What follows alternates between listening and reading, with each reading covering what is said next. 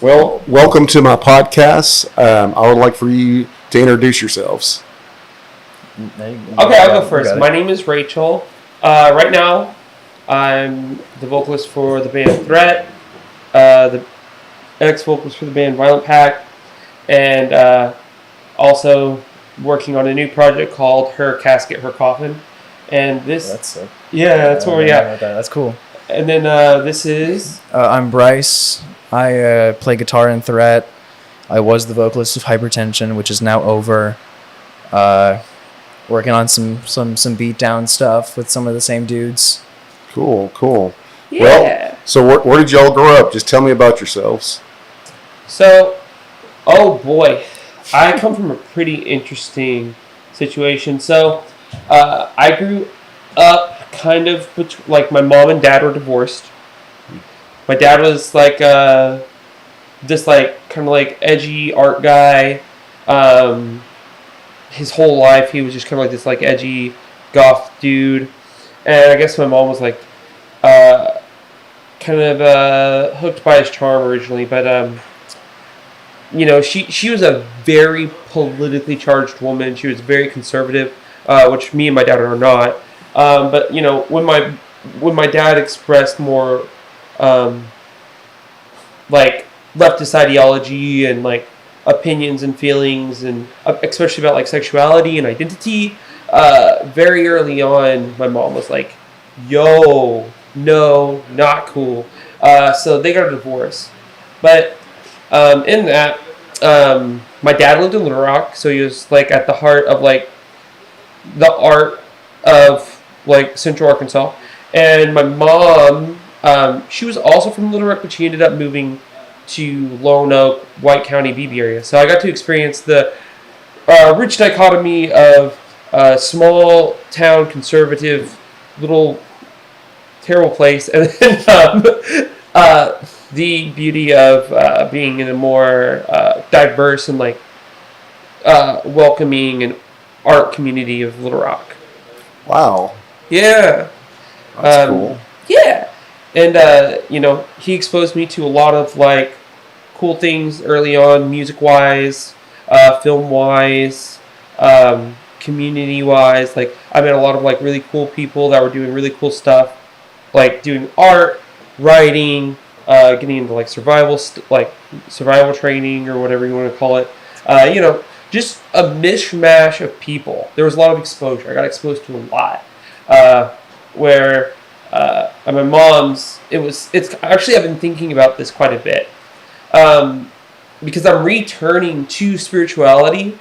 I've been getting more interested in kind of like Eastern philosophy and like Western, like esoteric occult spirituality, and originally, my dad, he was kind of like very new age pagan dude, and my mom Pentecostal. Yeah, it was wild. So like it made me have like very complicated views about religion, and it wasn't until probably like my early 20s I kind of returned to the question of like spirituality and like religion, and I was like, well, this does have like merit. Like this does have like culture. There is like even if it's in like even if it's like on a spiritual and psychological level, like there's something like powerful here. And it started to make me kind of rethink some of the experiences that I had, kind of like in that like Pentecostal environment. Like I think a little bit about like the like this lingua ignota, like speaking in tongues type stuff, and like kind of like they're like strong and like incredible, like unshakable faith in things, and it's almost impressive. It's almost impressive, and it's very ritualistic, speaking in tongues. That's something. That's a lot of information. I'm sorry, but I have a question though. Yeah. Okay. Do you think that influenced? Because you're a vocalist. Mm-hmm. Do you think that kind of influenced your music or anything like that?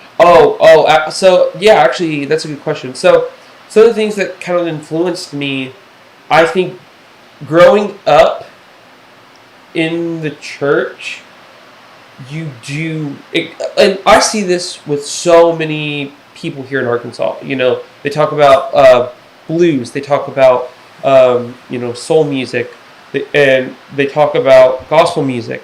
And growing up in the church, especially, it's there's so much of it, and it's very influential, it's very powerful, it's very impactful, it's a very beautiful thing, and music was definitely a huge wave in my life. And I think, like, doing choir, going and getting singing in church, like hearing hymns, definitely was an impactful thing for me.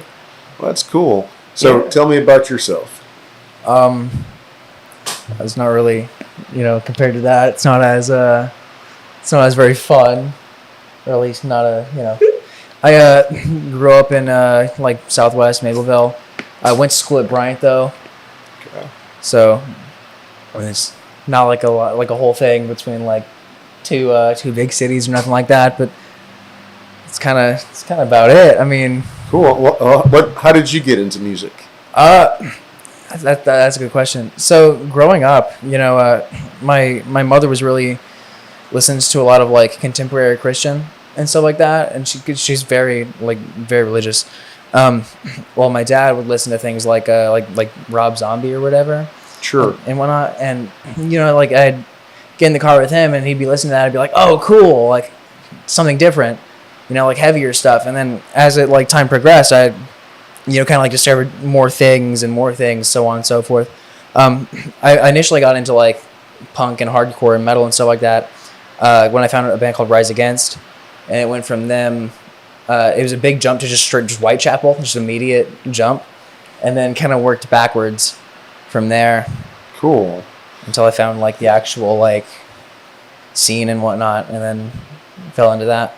Well, that's cool. I've noticed if you listen to a lot of the people that are like Whitney Houston and a lot of the major musicians who are vocalists, they'll all tell you pretty much a lot of them got their start from the church. Singing in gospel, and I think maybe it's because it makes you not stage fright or something. Because I think a lot of people, they would love to be in a band, but I think the whole idea of being on the stage in front of people just makes them nervous.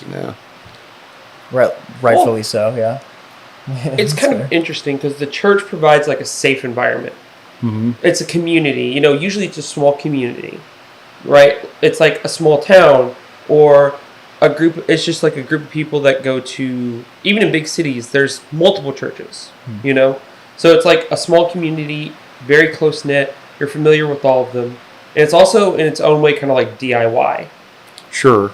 They get to kind of like work and plan it together without kind of like having to spend a lot of money or, it's kind of punk in its own way in that sense. Sure. Where it's like, oh, we're just going to go up here and do it. And like all the instruments are going to be provided by the church, and the platform is going to be provided by the church. So it's like I can kind of like experiment and try different things, and do music, even if it's like I'm not writing it. Like I'm still developing that skill. Sure. Well, I never thought about that. So I've been in the metal scene for a long time, and about 20 years ago, one of the best. It was a Christian death rock band called Living Sacrifice, and I tell you what, we all the first time I went to their show, it was just hard for me to imagine that it was, it was Christian based, but it was death rock. So it was just I always thought that was fascinating, and I think they told me maybe they got their start from the church or something. Yeah. But who was your biggest influences in even getting into music? Like, is there any, what artists, metal artists or punk artists? So for me, I got introduced to music pretty early on, and it was mostly like, weirdly enough, it was not really like hard music. It was like mostly like new wave and like post-punk stuff. So it was like Depeche Mode, like Ross William projects, like like Susie and the Banshees, Bauhaus, and like the Smiths, and like a Flock of Seagulls, and simple English, like simple minds and modern English and stuff like that. So it was like I grew up listening to like new wave post punk, and punk didn't come until probably about 5th grade, and I was like already trying to, like, at this point I was very silly. I was like kind of jaded about like art for some reason. I guess that's what I thought was the cool thing to do in 5th grade, and I was like, kind of expressive about like opinions that really weren't well formulated.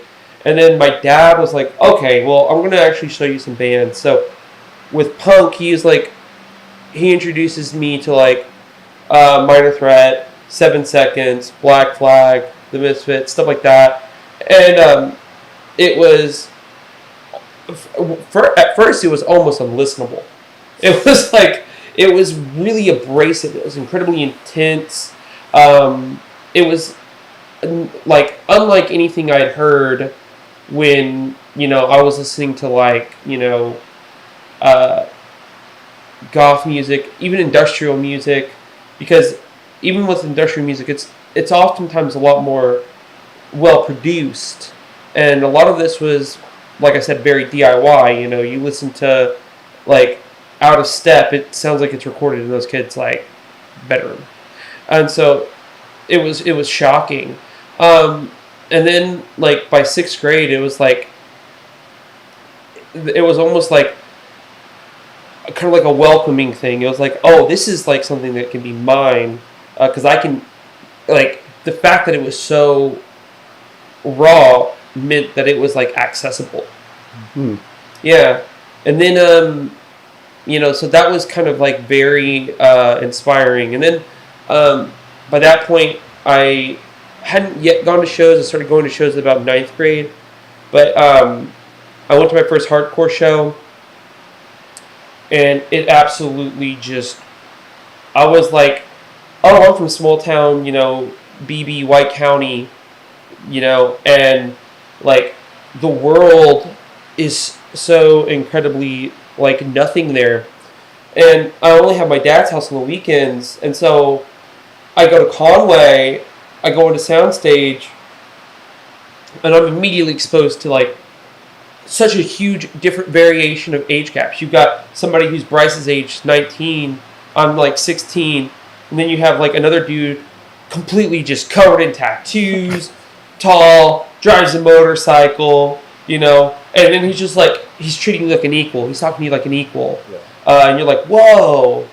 And then like, it's just kind of like this huge, immediate burst of emotion. Like first band goes on, Jungle Juice, the whole room erupts. Everybody's going crazy. Everybody knows the song. And it's just like, it's almost like primal.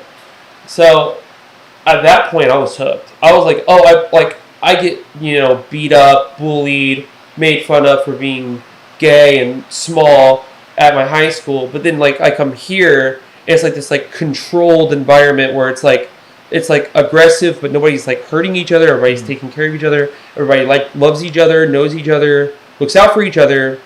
And then like this is like a place where I can kind of like experience an outlet of like emotion. So that was incredibly inspiring to me. And then I got introduced to straight edge very early on with like Minor Threat, but like it became a community when I started going to hardcore shows. I was like, oh, there's other people here, and those people are still, a lot of them are still edge that I know, because we're in a straight edge band. Threat is a straight edge band. So and some of those people are actually in our band.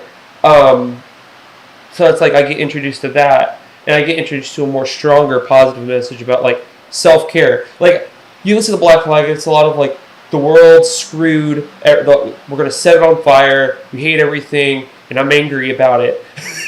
But then you hear somebody like Youth of Today, and they're like, we got to do better. Yeah. We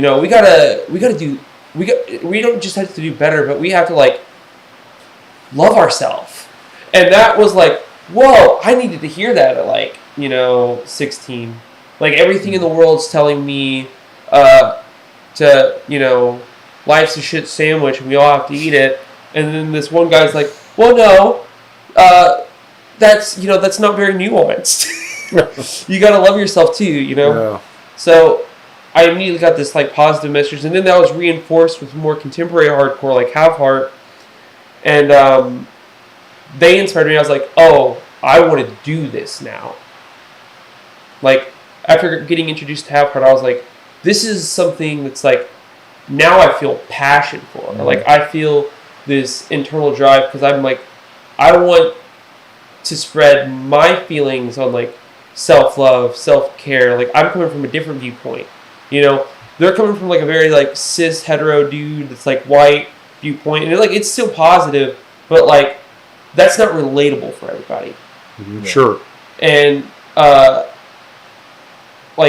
we need to have more of that. And I want to take my opportunity to express my take on it, because I think there's value in that. Mm-hmm. So that was some of my big inspirations, post-punk, early punk rock, screamo, scrams, and all that crazy rich music that's out there. And then with hardcore, definitely Have Heart and Youth of Today and Gorilla Biscuits and those bands, and Fugazi, and basically all the bands that are just not for the tough guys. Sure. They're for self-enrichment. That's cool. Okay, so now I've always known what punk was, but now you mentioned, did you say straight edge? Yeah, straight edge. So what's your explain that? So with straight edge, it's a personal choice. It's a promise and a pact you make to yourself. It's a commitment to try to live healthier, try to be better. Be better. I'm not sitting here and I'm not going to judge somebody for smoking weed. Sure. In fact, I think, and y'all can take my edge card, but I think for some people that could be a beneficial thing for them. But I recognize that it's not beneficial for me. Yeah. And that's okay. But when it comes to the step above that, it's the choice to abstain from alcohol, to abstain from smoking weed, to abstain from doing any kind of hard drugs, to abstain from doing any drugs. Sure, I drink a cup of coffee, but that's different. Coffee's not out here. It might be. It could be ruining lives. I don't know. In maybe in an environmental sense and I would hope not. labor sense, but it's not. To my knowledge, it's not just absolutely devastating someone's personal life. Mm-hmm. So it's a personal choice to not drink and smoke and do drugs, and that's the main thing. And some people take it to the next step, which I'm vegan, where they take it into environmental accountability. Mm. Looking at your personal choices and being like, hey man, it affects the world around you. How are the things that we're doing affecting the world around us, life around us, people around us? Do the things that we do, we eat, we interact with, we buy, with capitalism, because obviously there's no there's no ethical consumption of capitalism, but it's you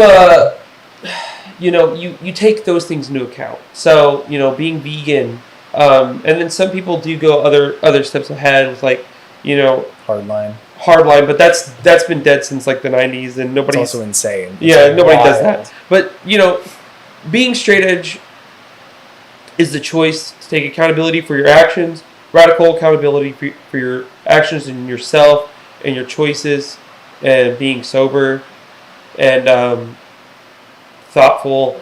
And what do you think? What does straight edge mean to you? So I wrote a paper on the history of it not too long ago. Not to but yeah, pretty much what you said. It's the personal decision to no tobacco, no alcohol, no drugs, no period. End of story. there are some arguments for some things. Like some people will argue gambling.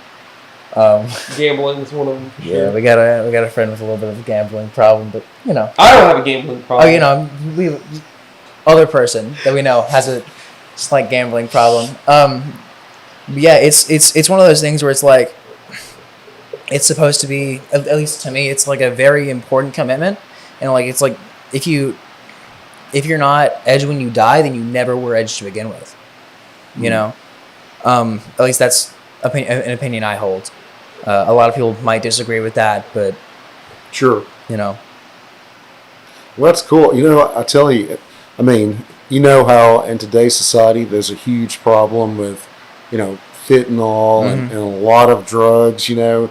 So if there's something that's, you know, advocating for people to, you know, live a clean life and do this better, and yeah. do that, I mean, who can talk down on Exactly, that? yeah. You know, so I think that's cool. And, you know, I would say that I need to eat healthier. I would like to go for the vegetarian just to begin with, or Right. maybe pescatarian or something. Yeah. You I mean, know? honestly, the thing is, nobody can tell you what's good for your body. I've dealt with some crazy vegans. I used to do camera work for this guy who was a wild vegan who had a lot of opinions. And honestly, like, you're autonomous, and I don't want to be the person to make choices for you. I want to be the person that makes choices for me, and I don't want people to feel judged for this is important. This is why I wanted to add to that. I don't think we should look at somebody and demean them for their diet, demean them for even addiction or drug use, you know. And I think that, you know, if you're gonna also sit here and, you know, try to express these like ideas of like sobriety and stuff, you also need to take into account doing actual work, which is why I recommend, you know, make donations to Central Arkansas Harm Reduction, which we're actually working on something to start raising money for a That's fundraiser for Central Arkansas Harm Cool. Reduction Project.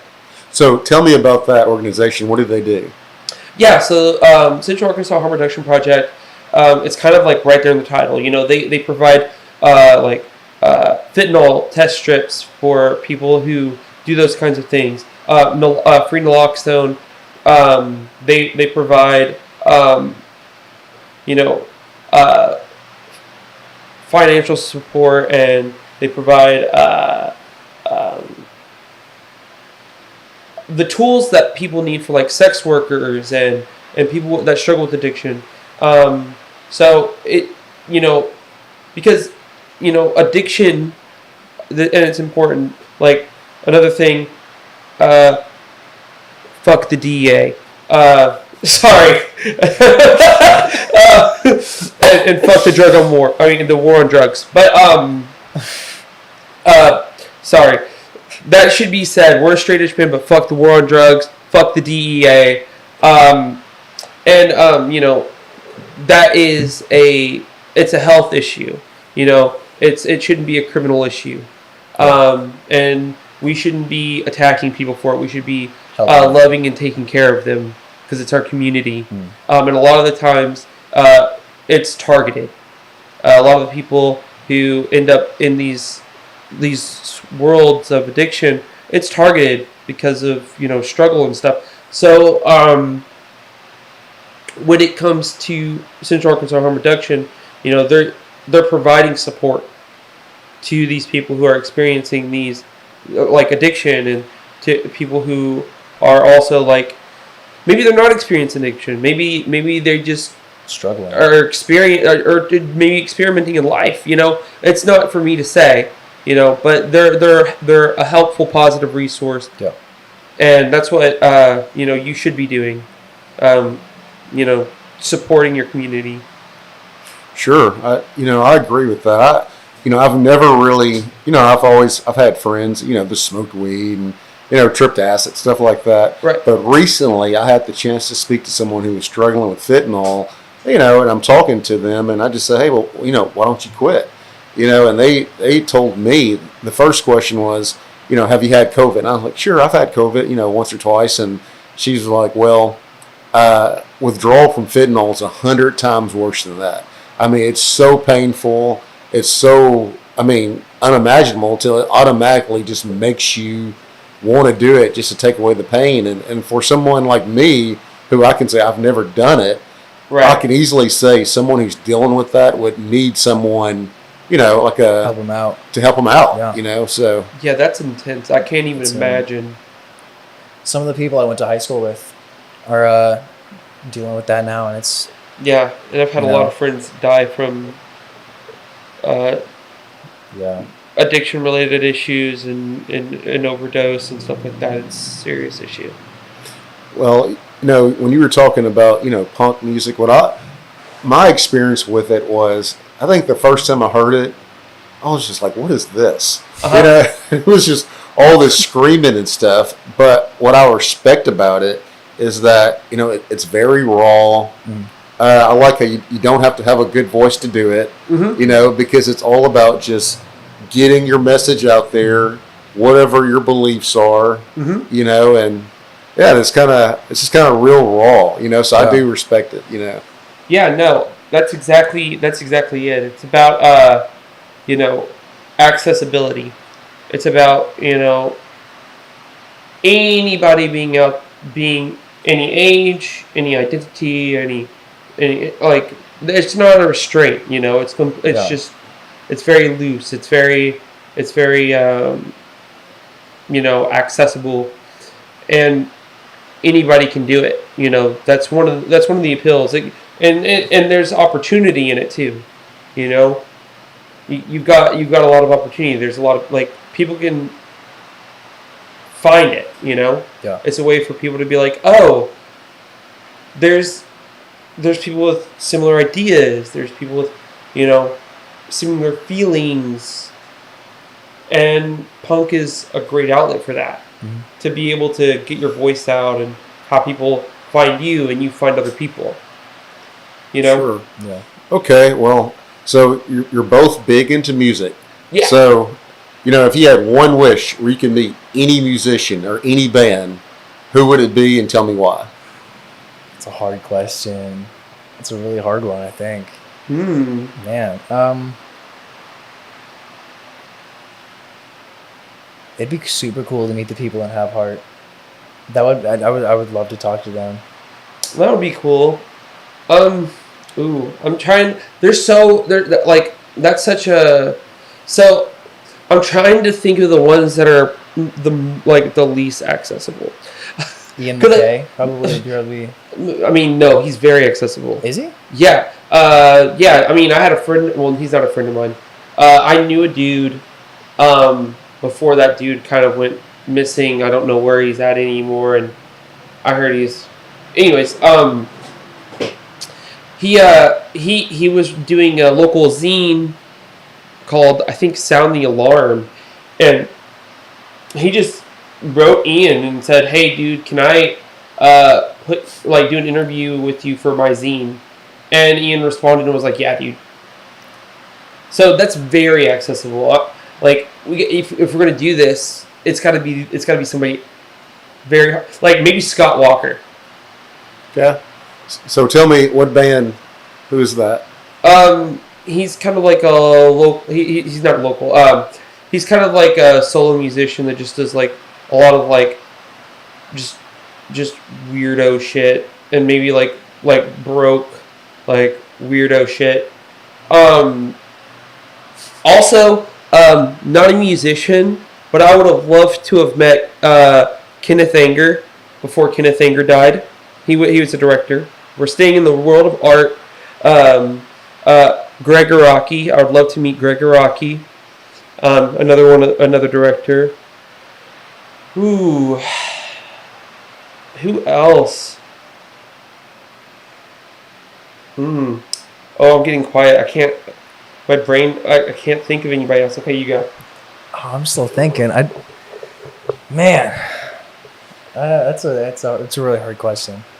Yeah, That's a really hard question. There's a lot there. it is. There's a So lot there. Yeah. What about you? Yeah, So, yeah. when I was in maybe ninth grade, the Osmosis, the Ozzy Osbourne, Mhm. he was coming to Barton Coliseum. Really? Yeah. And there used to be a station called Magic 105 back in the day. And they had something called Rock Line. And the deal was, anytime you heard an Ozzy song, you would call in. And if you were like the ninth caller, you could get to talk to him or something. No, you could win tickets. That's what it was. No, Ah. so it was Okay. if when the song played, you would try to be a ninth caller and you could win tickets. Well, I called and I was the ninth caller, but apparently it was like Rock Line. So Ozzy was on the other end of it. So he's like, hey, how you doing? Wow. And I'm like, oh crap, is this Ozzy? He's like, yeah, this is Ozzy. He's like, hey, Willie, how you doing? And then I'm like, he goes, well, what do you want to talk to me about? And I said, I mean, I can't believe it, but I said, okay, what song inspired you the most? And because we only had 1 minute basically, Yeah. and he said, I think he said paranoia, or paranoid, and I was like, okay, well, why? And he said, because my whole life I spent it high on cocaine, and he said in a band tour, he said between me and my band members, we would do a popcorn box full of cocaine. He goes during a whole tour, and he said so paranoid because he goes, I spent my entire life looking over my shoulder, always paranoid, and pretty much after he said that, it just cut off, and that was it. Oh, So wow. that was pretty much my dream, because he was always That's my. a lot of cocaine. Yeah, you gotta have your like very personal moment with one of your idols. Wow. I feel like if I spoke to like Kenneth Anger, he would have been very I don't know, he would have been he's kind of like this like he was kind of like this like a little bit like arrogant like gay director from like the early 20s. I mean the early 40s. And he actually just recently died at 96, but dude was like I feel like he would be kind of judgy. I don't know. I feel like he'd be kind of mean. I feel like if I got to talk to Greg Araki, he would just get it. He was like this like Asian American like gay. He is an Asian American gay director because he's not dead. So it's not he was, but I feel like he did like the he writes a lot about like like dark queerness and like kind of like the edgy side of like the reality of being LGBT in America, and I feel like me and him would just like immediately click. We'd probably talk about like I don't know, like maybe like Slow Dive or like My Bloody Valentine, or maybe we'll talk about like Ministry. That's Or- cool. Yeah, or like maybe like Skinny Puppy or like Throbbing Gristle or Psychic TV, and we'll just be like, yeah, dude, and then we'll just talk about being kind of like being gay. I don't know. So what's the dark side? Like, give me an example of what the dark side is. So it's like like a lot of it, he was kind of talking about like poverty and like that's interesting. So it's like kind of like the dark side of queerness is just kind of like the emotional like angst and like stress of like the realities of like living in a very kind of it's getting better. I think it's getting better, That's good. but it's like there's like the world's kind of like it's still very prejudiced and hostile, and so it's like kind of like the like realism, like the art of realism, like if like watching like a Jean-Luc Godard film, like the the kind of like dark reality that is life, and the kind of like boredom, the poverty, the stress, the soul sucking aspects of it all, and then just kind of like, but also there's like kind of like this like very unique experience with queerness, like things within like the queer community that's like very much so just the queer community, like kind of like relationship structures, how relationships are, like how our communities are structured, it's kind of interesting. I've noticed that like a lot of LGBT people have always lived in like packs. You know, we've always lived in like large groupings. You know, we've always had close community with each other, and also kind of like, but that's like, there's like waxing and waning with that.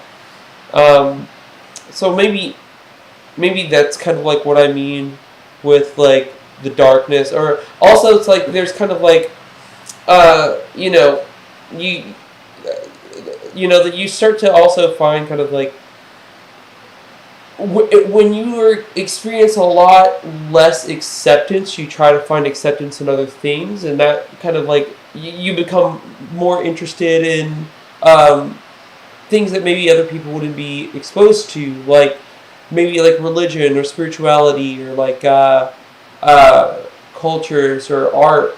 And so things that might get overlooked or be deemed controversial or might be, you know, like taboo or like ooh, like you know, like with the occult, with like Western esoteric practice, like Philimba or like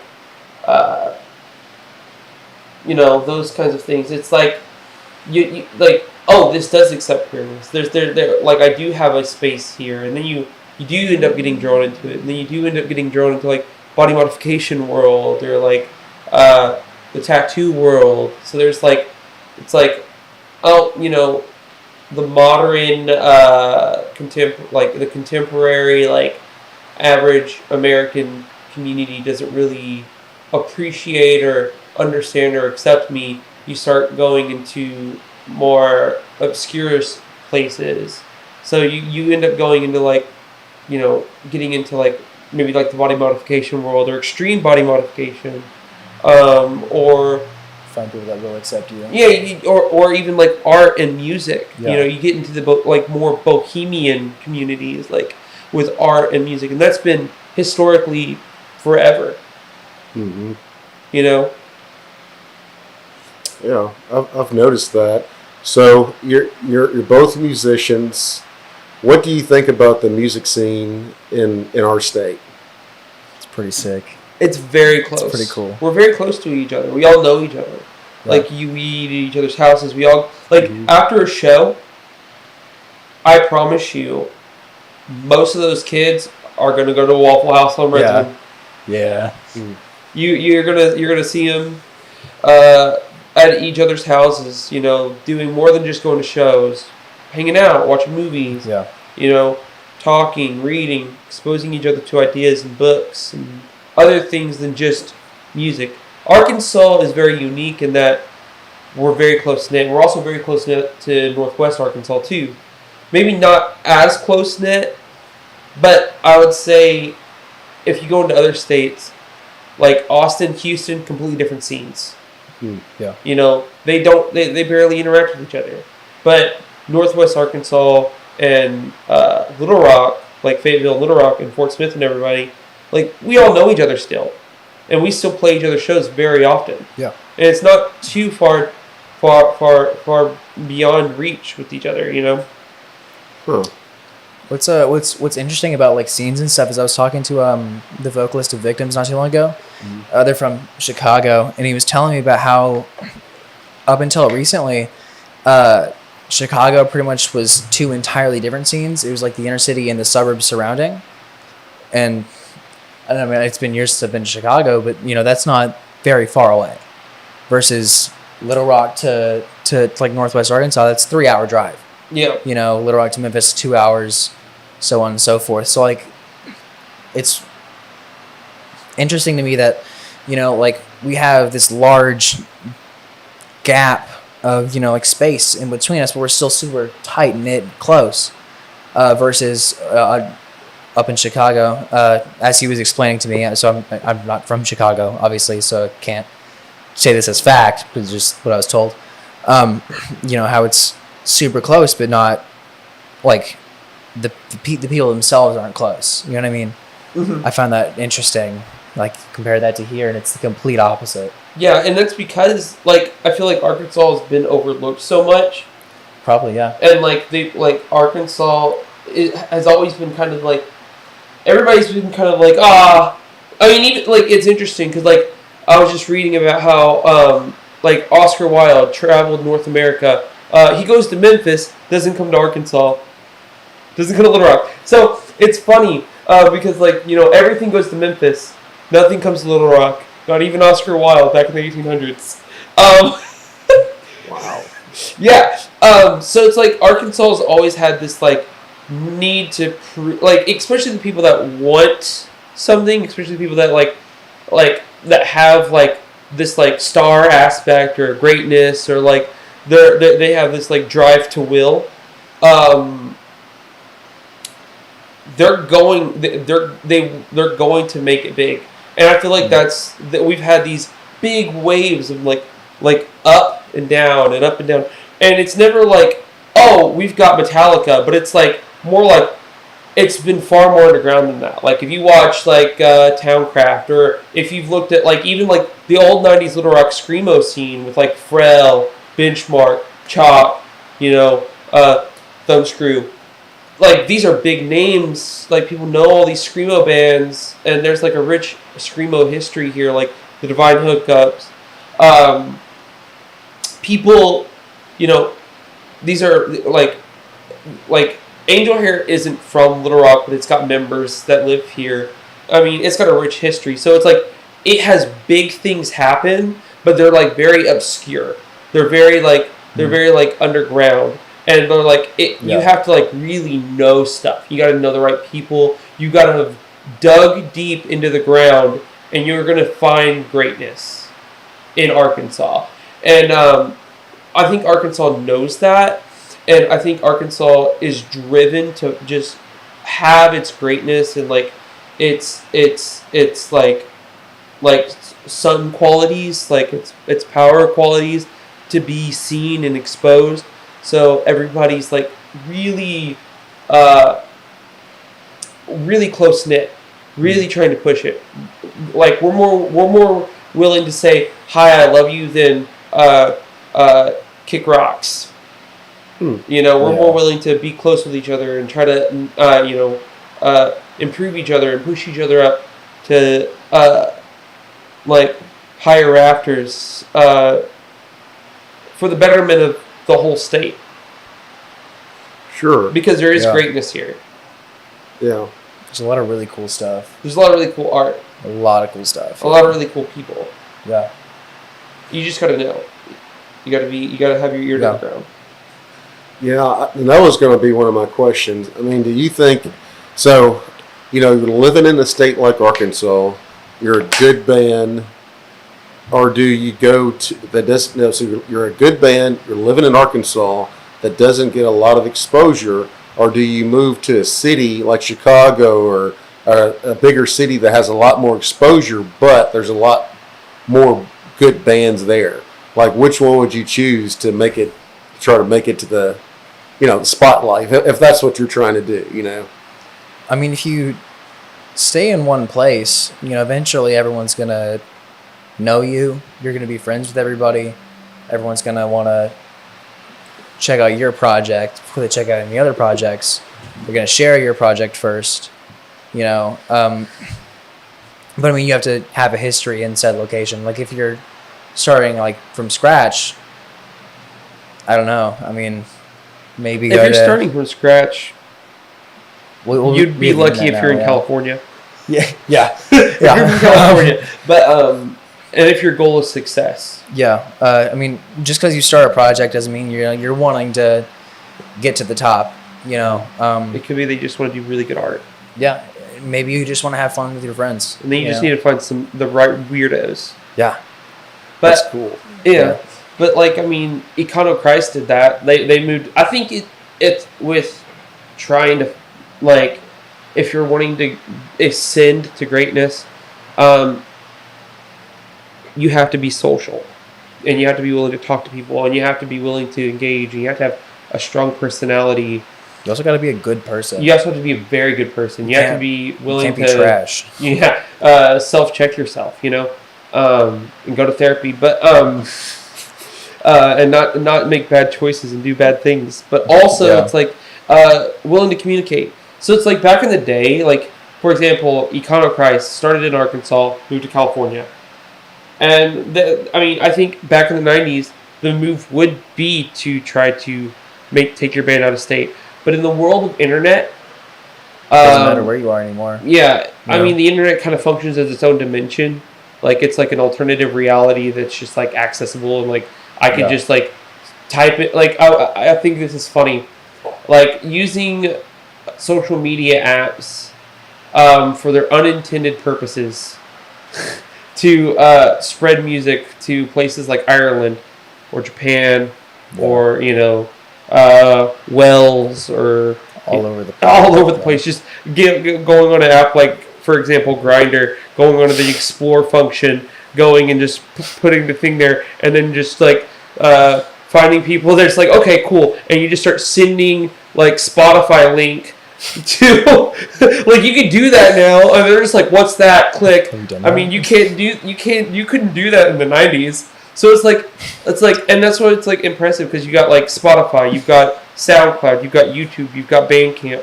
You have all the tools that can ascend you to get out of here. You just need to be able to make friends, find the right people, find the right groups, find the right people that are interested in your thing. Here's the interesting thing too, like with the internet, is you don't even have to, find the right friends. For instance, like there's one dude from Arkansas. I don't know his name. He pops up in like my Instagram feed all the time. I had no idea who he is. I've never seen him before, but he just kind of like blew up out of nowhere. So now he's doing these like massive tours and stuff. What's his name? I don't know. What kind of music is it? It's like a basic rock thing. Huh.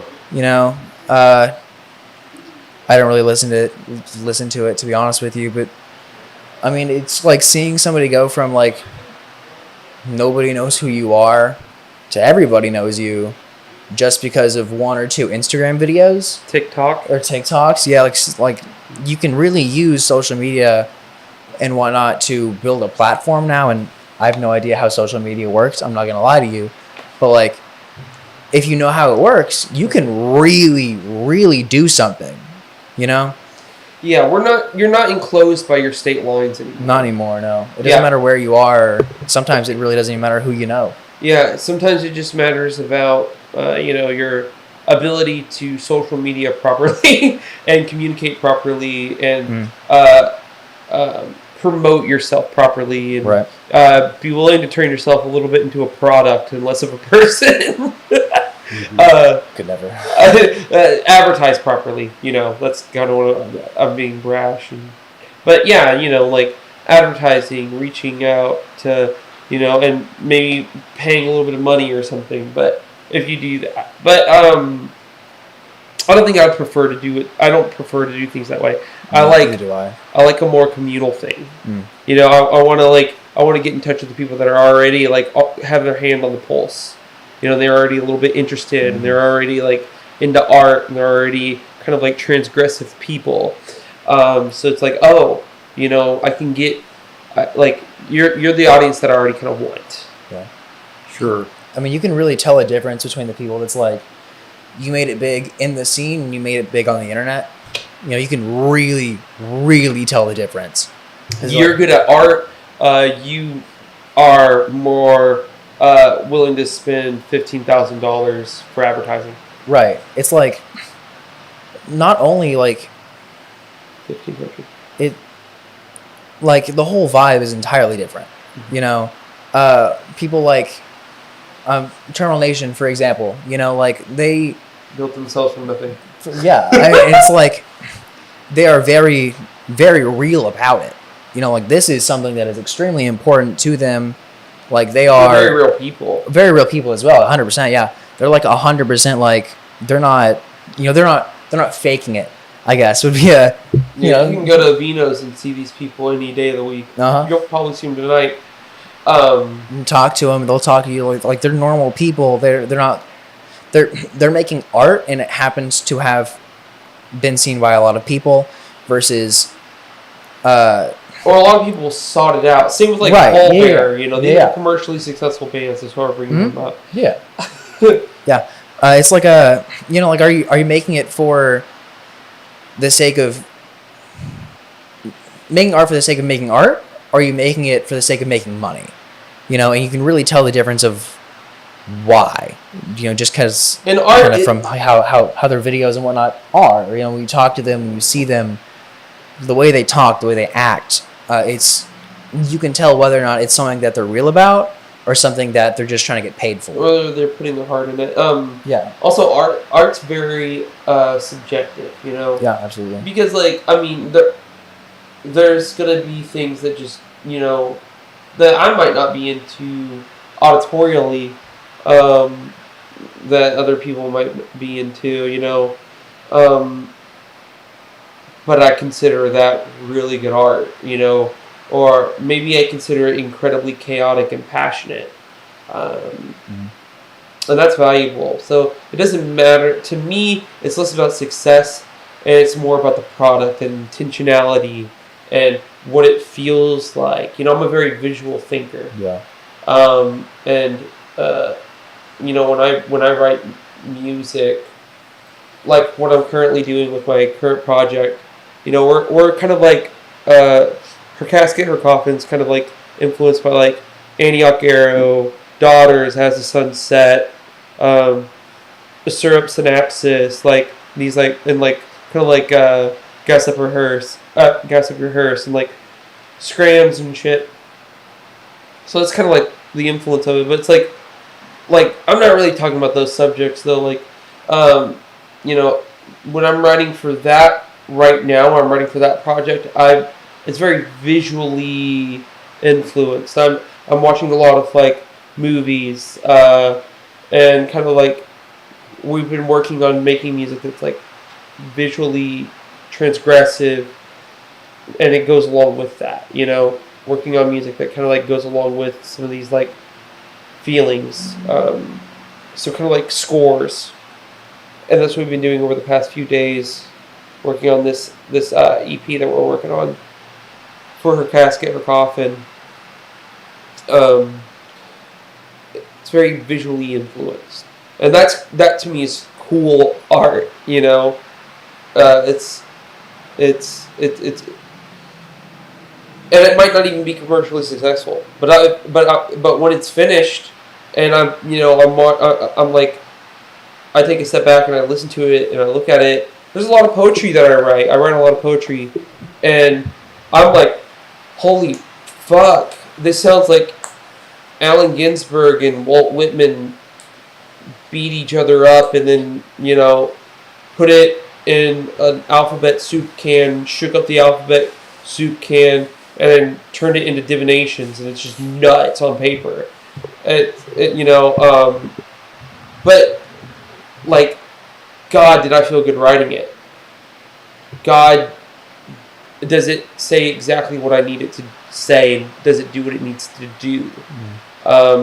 That's what's important. And if nobody else reads it, nobody else listens to the music, but, you know, I get what I needed out, that's what matters. Absolutely, yeah. Yeah, I came out with my, you know, metaphorical dick in my hand and said, this is mine. This is it, you know. Yeah. That's cool. So, you know, so are you making music just to enjoy yourself, or is your ultimate goal to make it to major success? I think I am making music because I think it's keeping me sane. I think it's keeping me together. Like, if we talk about my job's like the third place. You gotta have we want to make this the third place, and like I'm like, why the fuck would you want a Starbucks to be the third place? You know what I mean? Like, my thing is like, I'm doing it because it's like, it's my drive, my home, my art, my community, my people, my meaning to life. I wake up and I'm like, I want to be involved in music or in art today. I want to write. I want to do something that makes me feel fulfilled, productive, in my own way. You know, like I want to plan and screenwrite and like maybe work on making a movie. I don't want to go to work, go to bed, go to work, go to bed. I want to be feeling fulfilled. And so I make music because I'm driven to do something. I'm driven to be doing. And that's why. Okay, that was a good answer. What about you? I'm just doing it to have fun. Not gonna lie. Sure. I mean, I just like playing shows with my friends, making music with my friends, seeing my friends. I after this we're gonna go to Vino's, go see Boundaries, go hang out with friends. As much as I love making music and whatnot, it's even more fulfilling when you get to release it, when you get to say, hey, this is something cool that I did. That me and like 4 other people work together to do. Yeah, exactly. I don't care about hitting some certain number goal, as long as I got to put something out there, had a good time. That's all that matters. Sure. That's what magic is. It's intentional. Mm. It's an intentional act, and it's even more beautiful when it's like, I think, group work in any way. Absolutely. It's very ritualistic. We're all coming together. We're all going to the same practice space. We're all doing and thinking intentionally into one thing, and we're manifesting something from it. Whether that be visual art, a song, a group aesthetic, it's magic work. I like that. I think success means different things to different people, and I think when you go at it, you're not, your whole focus isn't to become millionaires. You're just having fun. You're enjoying yourself. You're putting your heart into it. Now, along the way, if you do become popular and worldwide and you become millionaires, that's a perk, but that's not what you were just going for. Exactly. Yeah. That's awesome. So we're talking about music. What state do you think has the best punk scene?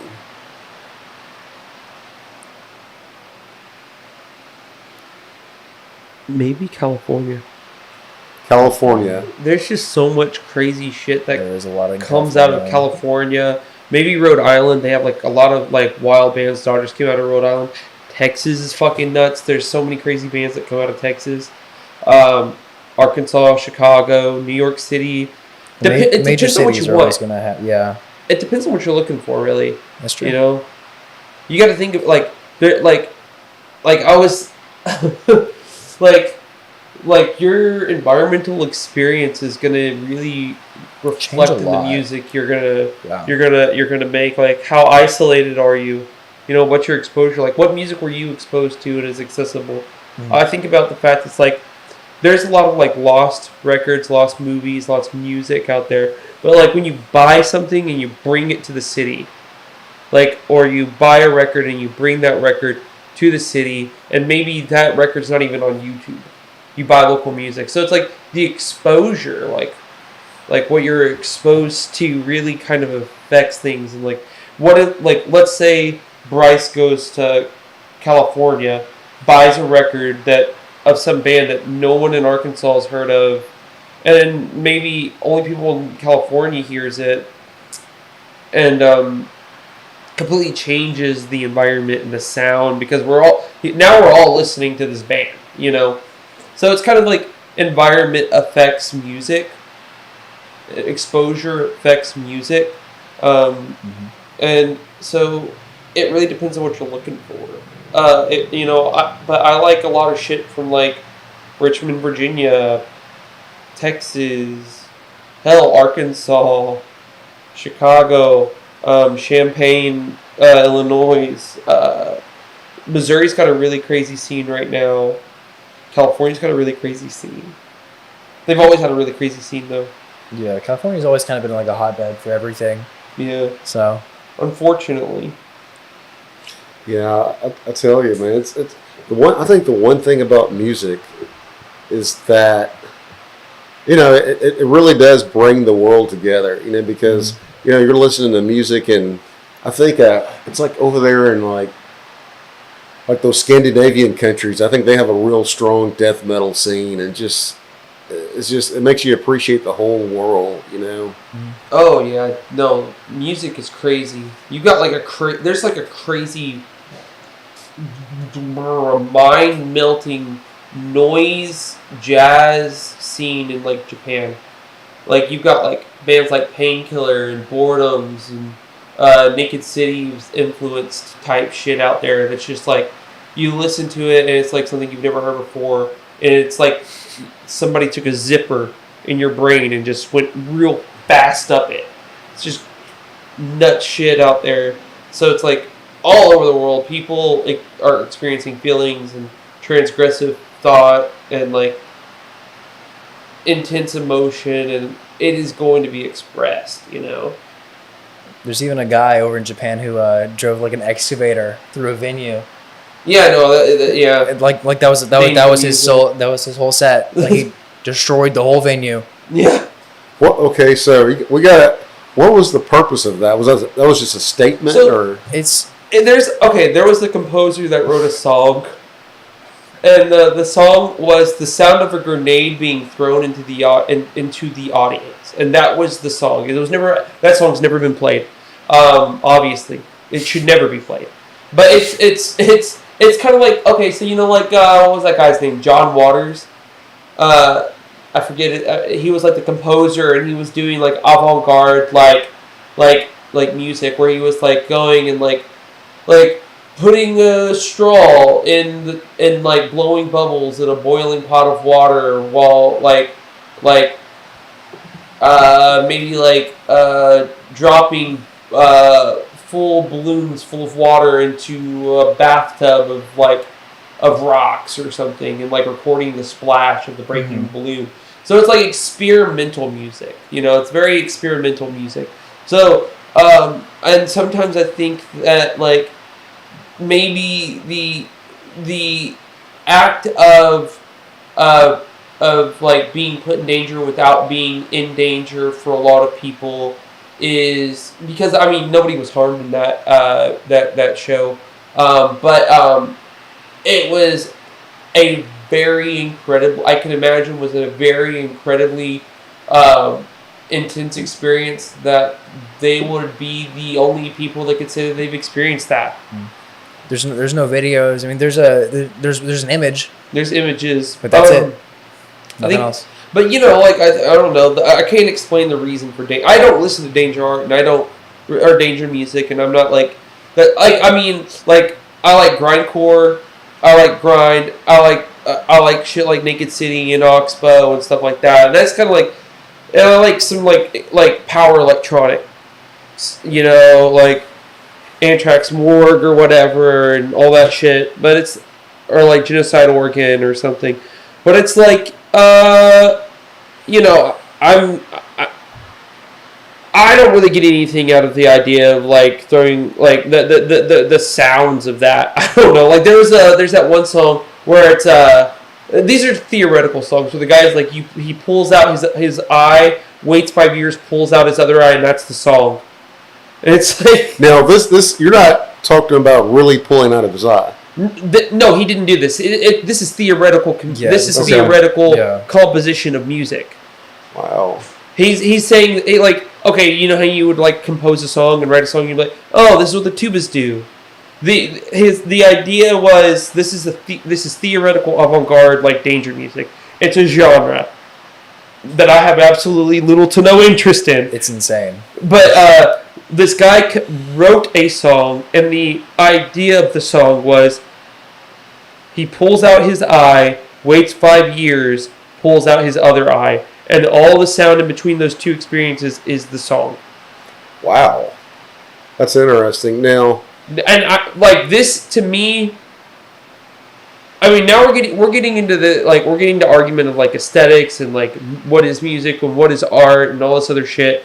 And like, dude, I'm gonna be honest with you. I don't know if that's music. I wouldn't call that, no. I barely call the idea of driving a tractor through a venue music. I think it's music at all. No. I think it's transgressive art. Like, I mean, it's like kind of like what Genesis Peorage was doing in like the '60s with like early Throbbing Gristle shit, where she's just doing like freak shit, making an entire like it's more like performance art to me. It's all just performance. Yeah, this is all just performance art, but taking into the musical world or the auditory world. It's an auditorial take on like performance art. It's auditorial art, but it's not music. Yeah, it's not music, and we don't have anything to do with this world. Yeah, no, I know very little to nothing about it. I mean, I know a lot about performance art, and I know a lot about transgressive art. But like specifically with the whole like noise and danger music, I personally don't know almost anything about it. You know. Sure. Okay. I just thought about this. Now, I don't remember the musician's name, but he was in the punk scene, and he was the person who used to go on stage, maybe poop. G.G. Allen? Yes. Now, what do y'all think about him? He was definitely a person.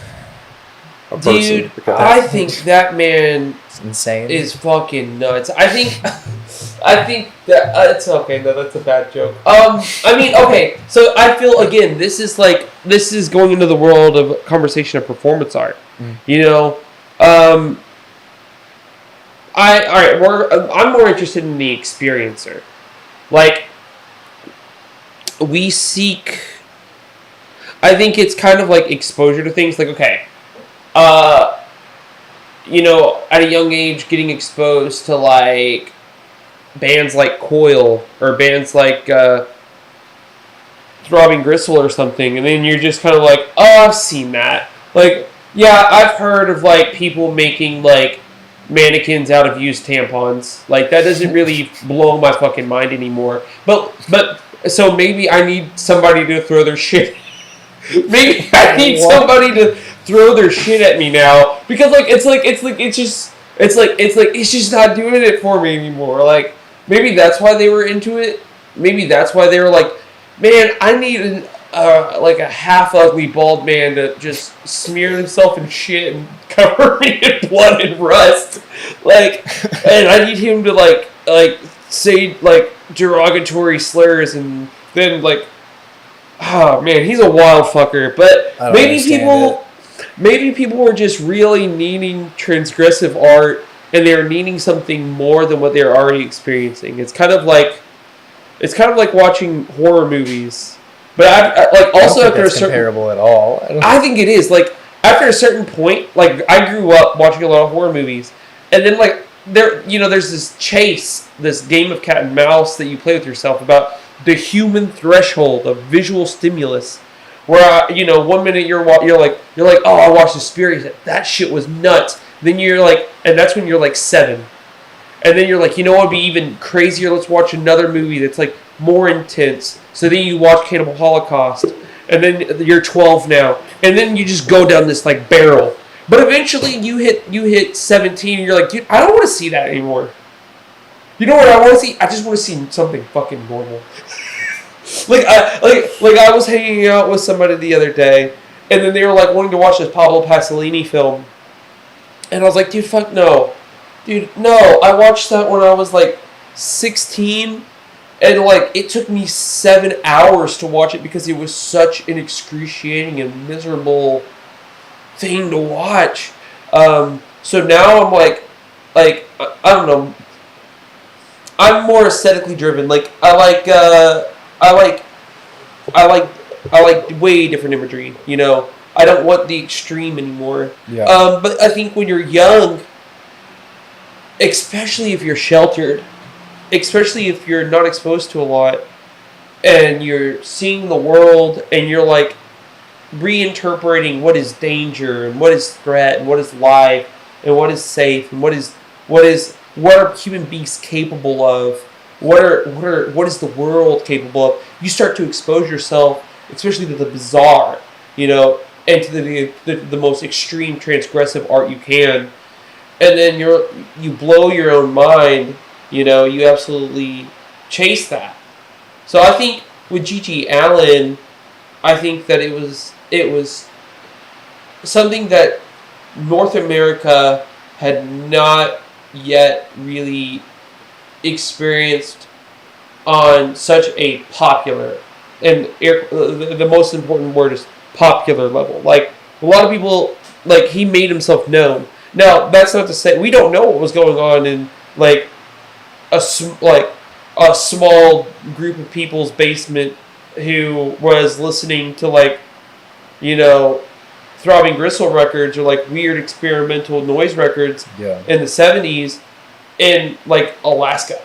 Like, they could have been doing something crazy, wild, experimental art that was like ritualistic and very bizarre. And, you know, we may never know what they were doing. But we do know that G.G. Allen was smearing himself in shit, throwing blood on people. And that's transgressive for some people at that time. You know, and I think with G.G. Allen, it feeds that for I think we do need transgressiveness. You couldn't pay me enough to go see G.G. Allen. I would go stand in the back and watch people get shit thrown on them. But I will not have shit thrown on me. You know, I think, I mean, I may be wrong because I'm not a musician, but I think if there was a band that did that today, that threw piss and poop on people, I think it would have packed the house. I think people would show up with like mask on, maybe like some biohazard material, and they would stand there and rock to the music and let themselves get tossed with piss. And I think you're right. Sell out. Yeah. No, I think you're right. I do think, because again, there's this drive for transgressiveness that is like unquenchable for a lot of people, and especially like, you know, I think especially now, if people know that they're not in any immediate danger and like infection will come later, then I think people would absolutely go see contemporary, like, because G.G. Allen was about as, you know, there's like G.G. Allen. I wouldn't say G.G. Allen. I almost wanted to say G.G. Allen is Elvis.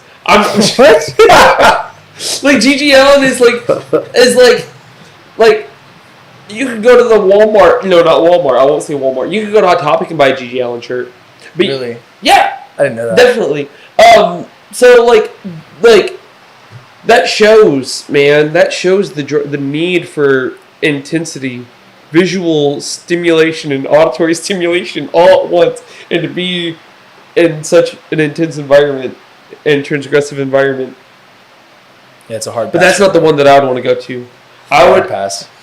Like, so there was this, I was listening to Genesis P-Orridge talk about, she got clearance, and she doesn't know exactly. Genesis P-Orridge, for those who don't know, was a trans woman who was kind of like the godmother of industrial music in the 60s and 70s, and she was an absolute freak.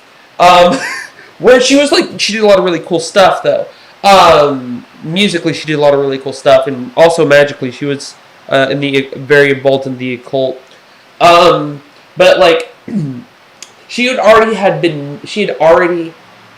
this reputation of a woman who kind of like was very involved in kind of early transgressive art, like pissing in a bottle of milk and drinking it type shit, where it's like, why did she do that? What artistic value is that? You know, but and it was kind of insulting. And this was in England, in a very like.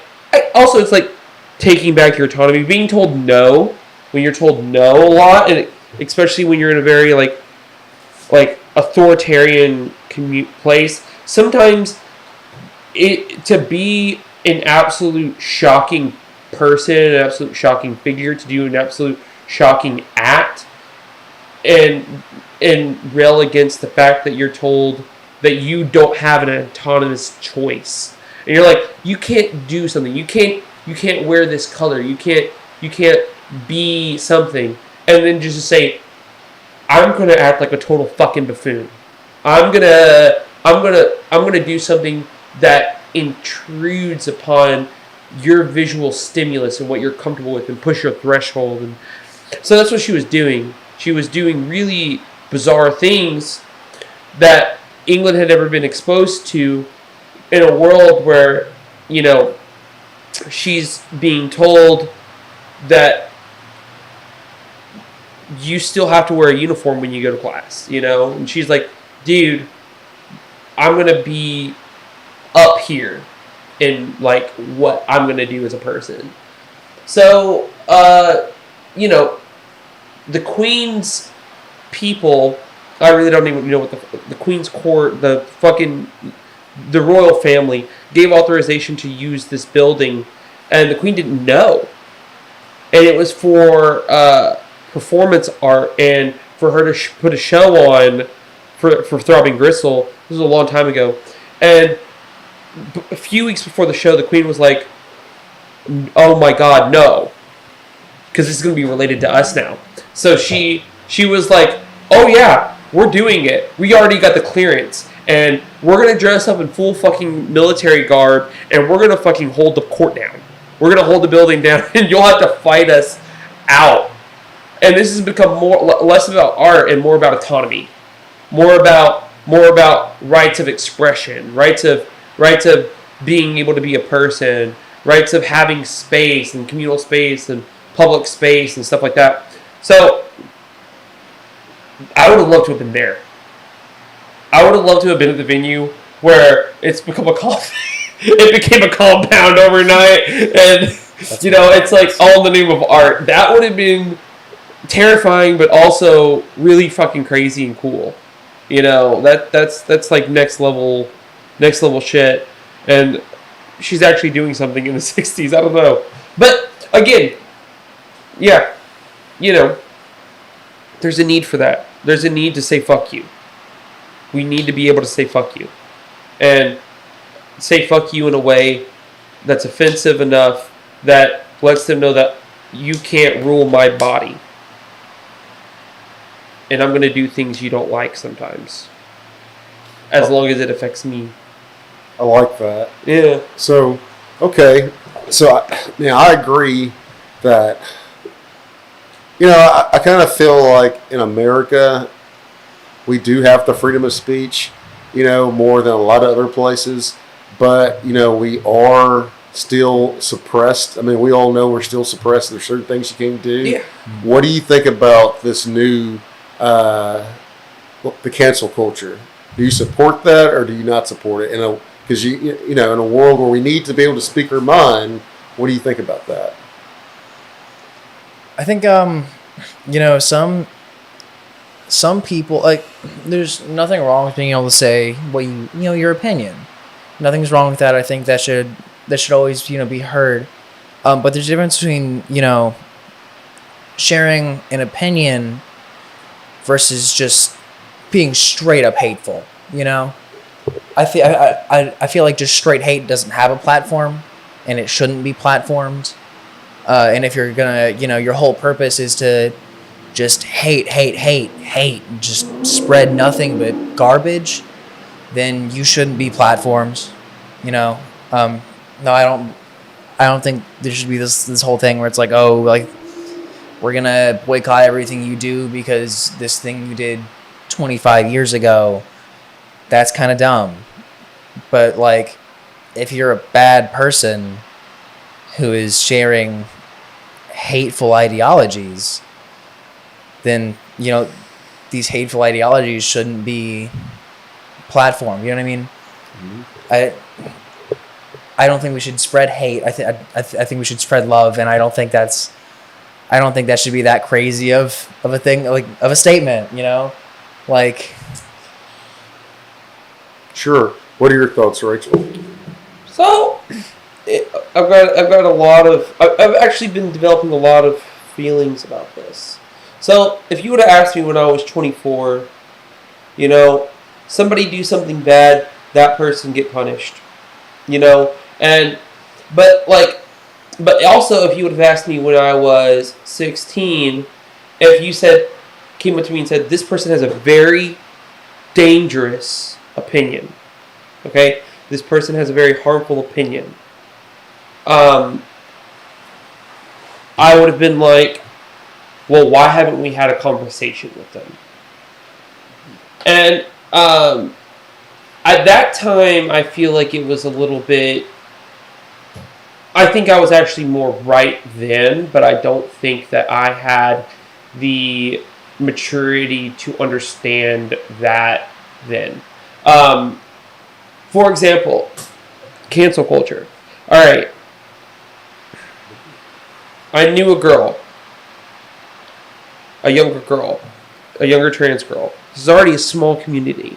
We got trans women, Little Rock, okay? And then in a young group. Now, she came from a background that was a very erratic and harmful background. You know, there's a lot of trauma there. And she grew up essentially in an abusive environment alone. So, all right. Well, and this is how she's developing her understanding of how you express love, how you express feelings, how you express things, right? Now, she gets older. She gets in a relationship. She starts dating someone. She's kind of got trauma. Well, she's got severe trauma. Okay? Now, this girl hasn't gone to therapy because, again, I'm going to tell you, I grew up in a very impoverished environment. I grew up very poor on my mom's side. And that's where my mom had custody. So, you know, being around people in a poor environment, nobody came up to me and said, therapy's a thing. You know, my dad still doesn't go to the doctor even though he's got a tooth infection. You know, getting help isn't the priority when you're impoverished. And a lot of the times, a lot of people aren't exposed to those ideas.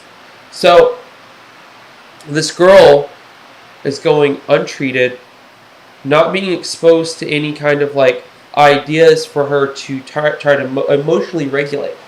So what happens is she gets in a relationship. That relationship is a bad one. It becomes abusive. It becomes unhealthy. Now, she shouldn't have done those things. Full on. Bad. Should not have done it. She shouldn't be dating. She shouldn't be in a relationship. That's my opinion. I can't tell her she can't be in a relationship, but she shouldn't be in one. Now, this girl gets a status made about her. This girl gets isolated. This girl becomes alone. Now, another girl, very similar situation, does a very similar thing. That girl does heroin. Well, this other girl who experienced a very similar situation to her, they meet. I get a phone call. She's like, hey, you're the only person that seems to give a shit. And you're the only person that fucking talks to me. And now I'm finding myself in a very scary, uncertain, and complicated situation. And I'm doing heroin with this other girl. And I don't know who to go to because nobody's fucking talking to me. So my thing is, do we need to allow them into spaces where they can be like, you know, doing things that can be dangerous and harmful to other people? No. I'm not saying we need to bring them into your house, be their best friend, let them around our kid, you know, encourage bad behavior. But I'm saying, dude, we need to take, as a community, we need to recognize the responsibility and the material effect that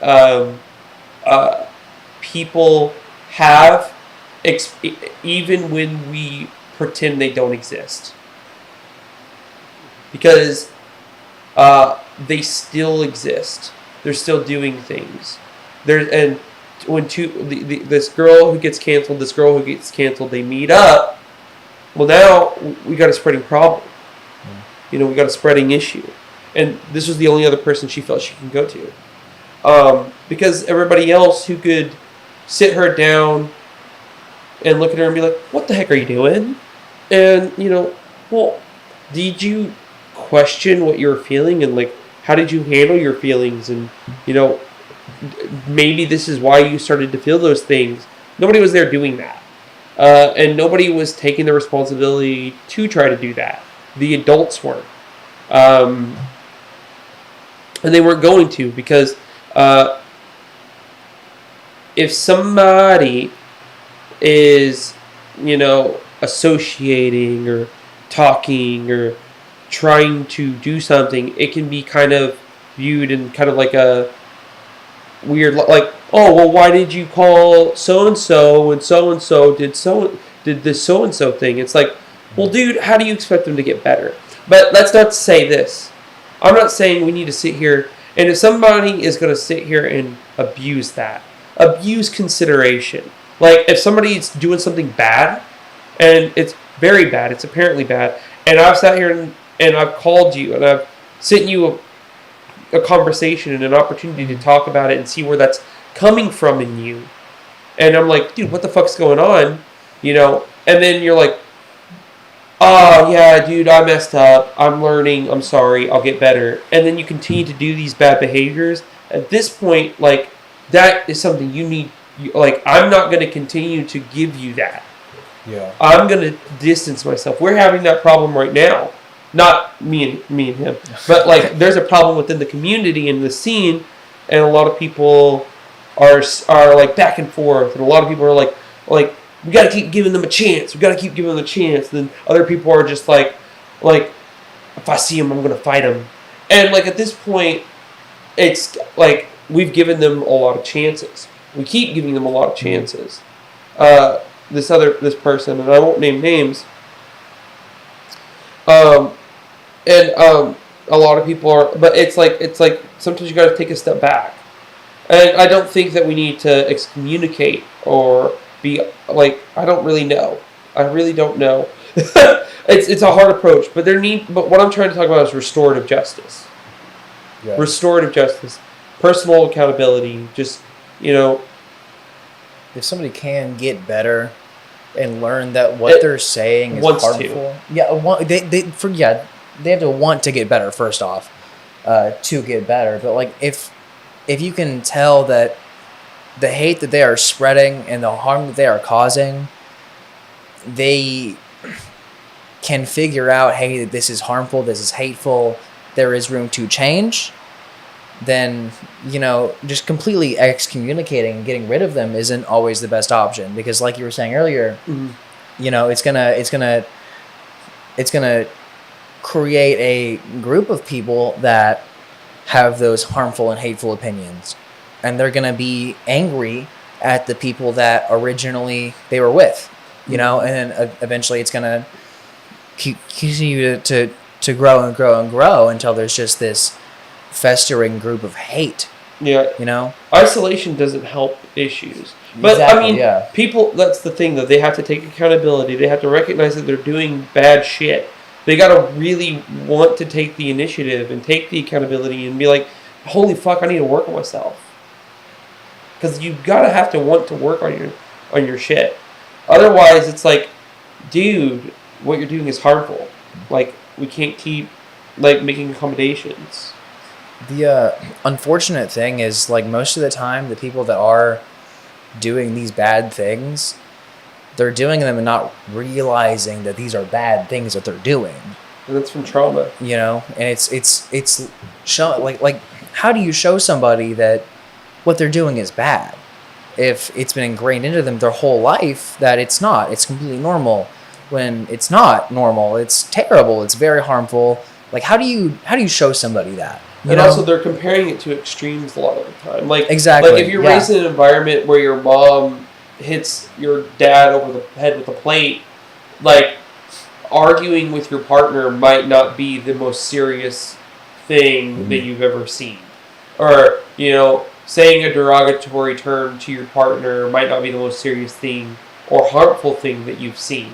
You're like, dude, I'm not hitting you over the head with a plate.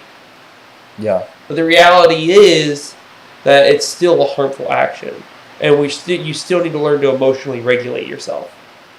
And the you thing- need to learn self-control. Yeah. You need to learn how to communicate properly. You need to learn where it's coming from.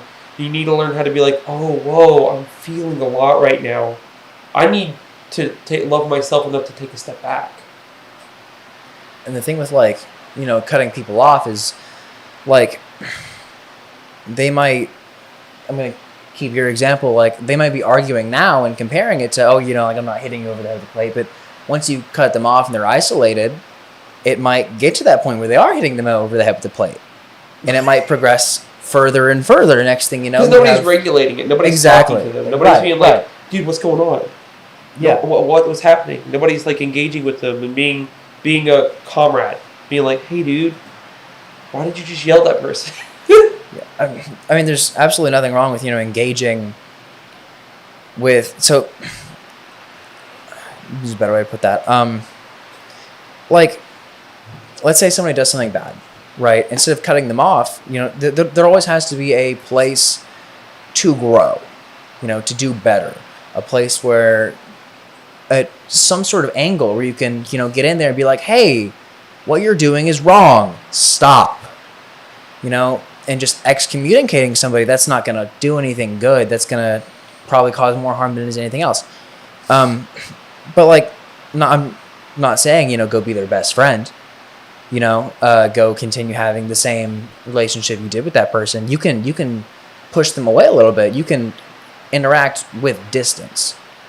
And sometimes interacting with distance is enough to be like, oh, this person that was my best friend, they're now uncomfortable around me, so I'm messing up.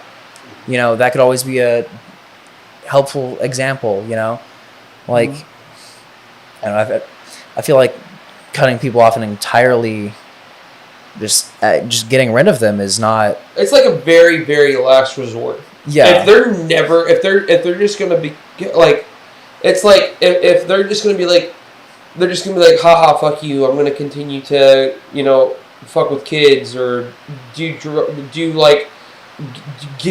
children hard drugs and, or do like horrible, evil, fucked up, treacherous things, then at that point you're like, yeah, dude, I'm done. I'm gonna try to help you. But if they're going to be like, oh, holy fuck, reflective, that's different. But as a last resort, sometimes you do need to be like, all right, dude, you're not listening. You're fucking with kids. You're doing fuck shit, so on.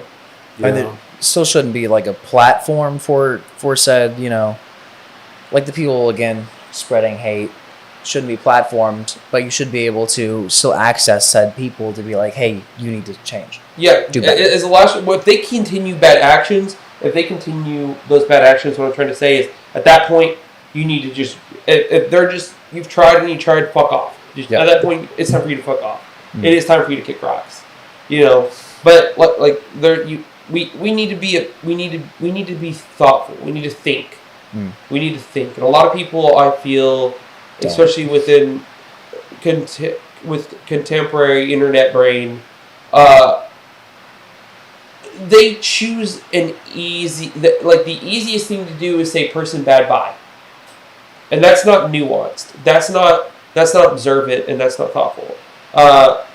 So a lot of people that have opportunity for change and growth are missing that chance. But when we are observant and bad behaviors aren't being reversed or changed or worked on or observed or thought upon or anything, that's when you just need to be like, all right, bye.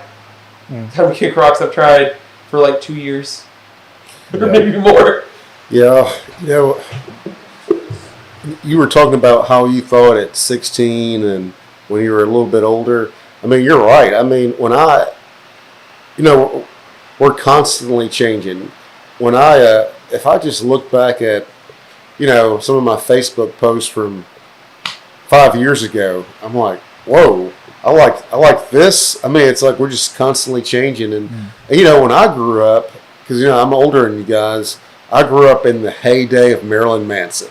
Oh, boy. when he was, he was just a superstar. Yeah. And I remember I remember when he came to Barton Coliseum, there was all these churches out there trying to ban him. So when I think about the cancel culture, that's what my mind goes to. Because for me, to me, I don't think he was spreading hate. He was just performing. He was saying things. His videos were uncomfortable. You know, he was riding a pig, Yeah. looking like a nun. You know, Yeah. but that's him as an artist. But you know, we had people trying to cancel him. So what makes me nervous is that, you know, if you support something like that, I feel like it just affects things because it all depends on who determines what is hate.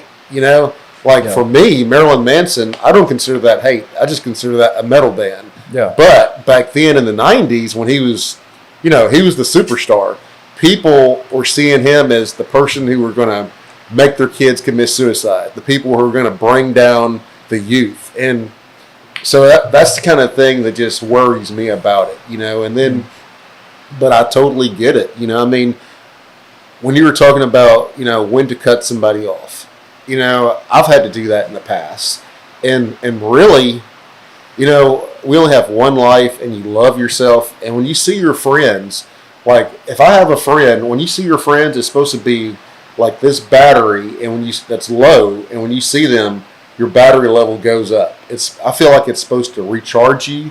So if you have somebody that's just causing personal discomfort with you, I feel like the thing to do if they're in the community is possibly, you know, you just set them down and you tell them, look, you know, you're making what is it called, like a intervention or something? Yeah. Yeah, you gotta be scared of confrontation. Yeah, and you pretty much tell them that, but you know, I mean, sometimes the only way to make people, you know, realize what they're doing is a problem is to distance yourself from them. And when they come back and they can say, okay, you know, Yeah. they may not even have to apologize because some people are very difficult with that. But if you notice that the issues you had before stop, then maybe you can go back. But I think the only way to stop certain things is because if you don't walk away or if you don't show your disapproval, I mean, what's to make them stop? You know, Yeah. I don't know. It's so touchy, like you said. It's very, I don't know. It's complicated, yeah. Sometimes it's just like a case by case basis. Mhm. You know, not everything is always going to be black and white. Well, let's see here. I think I'm gonna. This was an awesome. I just love talking to y'all, and Yeah. I'm gonna ask maybe two more questions. I'm gonna ask one that's kind of fun. Let's just say, what's your favorite movie, and you tell me your favorite movie. Oh, you get to go first. One movie. I'm gonna need to think One about movie. that. Okay, oh boy. So, I'm sorry. The thing is, you talked to the girl that has seen 2,887 movies listed on Letterboxd. That's a lot. Yeah. So, Battleship Potemkin is a good one. So that's an old movie from like the 1930s, kind of about unions and stuff. There's so many. My favorite directors are probably Kenneth Anger. Good movie by Kenneth Anger. That's an intro film. As long as you're not squeamish, and you can think objectively and try to understand what he's talking about. Scorpio Rising. Okay, so what is Scorpio Rising about? So Scorpio Rising, he kept getting arrested in California for asking to hook up with dudes, Okay. trying to sleep with dudes, and then eventually it caught up with them, and then he made this movie, and then this gay director in Paris was like, yo, come to Paris. So he goes to Paris, and then he meets up with all these biker dudes, and then he films a movie based on these bikers. But it's not about anything. It's more about visual aesthetics. It's ritual work. It's like meditations more than anything. So it's like you see these guys. It's about getting dressed and getting ready and doing action, the invocation of imagery and feeling and thought and sounds that go along with that. Okay. So what about you, Bryce? One movie. This is a movie One that movie. anytime it comes on TV or whatever, you can just watch it. Man, I really like the first Evil Dead. Okay. I really like Sam Raimi. I like the first Evil Dead too. It's really good. Have you seen the new one I can honestly say I've never seen Evil. Is that the guy that has the chainsaw or something? Or on his hand? okay, Yeah, but I've never seen it. Have you seen the second one? I've seen all of them. Yeah. Okay, so I heard something, and I gotta tell you this. So I forgot who it was. I think it was Nick Spears. This YouTuber said that the first Evil Dead is what happened. The second Evil Dead is him telling the story at a bar to a woman that he's about to try to have sex with. That sounds about right. Yeah, that sounds about The right. first movie he's like freaking the fuck out. The second movie he's just like this like hard badass. It's just like shredding through fucking deadites. I mean, like, you watch the original movies, and like you can tell the entire vibe is extremely different between each and every one. It's like the first one, like it's a college film, I'm pretty sure. Yeah. And it's almost 100% practical effects. It is, they were like, let's make a horror movie. Yeah. It's let's make a horror movie. Yeah. And then the second one, it was like, let's make him be a badass. Yeah, like let's make him super cool. Let's have him cut off his hand and replace it with a chainsaw. And in the third one, they were like, you know what? Maybe this is just a comedy after all. Yeah, Army of Darkness. Oh yeah, I have an Army of Darkness poster in my room. Love Army of Darkness. Yeah. And then the first remake, it was like, what if we made it actually scary again? What if we made it about addiction? The Evil Dead remake was about addiction. Which one? The one with the girl that goes there because she's addicted to heroin, and I don't remember that. it was the first remake. The one from 2012? Yeah. It was about it had undertones of the subject about addiction. I don't remember that at You all. gotta rewatch it. It's been a while since I've seen that one, to be honest. So. Yeah. Okay, so my next question is going to be, what if you could change the world in any way? Let's just say a genie. You found a genie while walking to Vino's, and he said, "Okay, Rachel, you have one wish. What would be one wish that would just change the world? What would you do?"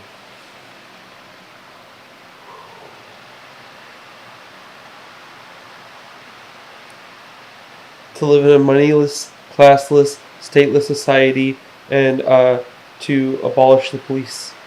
Okay, let's say it one more time. To live in a moneyless, classless, stateless society, and to abolish the police. Okay, what about you, Bryce? Mine's a bit more simple. I just kind of would wish people were better to each other. I feel like that some of those things might come after. Just from people being better, because it'd kind of get rid of the whole people that have billions of dollars versus us, other people starving to death on the street. If people were better to each other, that wouldn't happen. We wouldn't have 3 times as many empty houses as we have homeless people. Sure. Okay, well, I'd like to appreciate y'all for coming on my podcast. Thank you. My first guest on my podcast. We're going to have many more. Tell all your friends. Yeah. For sure, yeah. I'm going to post this to Facebook once I get the title of the podcast. I'm going to post it to YouTube. Oh, cool. And Thank if you. there's anyone would you like people to make donations to what's your organization? Central Arkansas Harm Reduction Project and Intransitive. Okay, sounds good.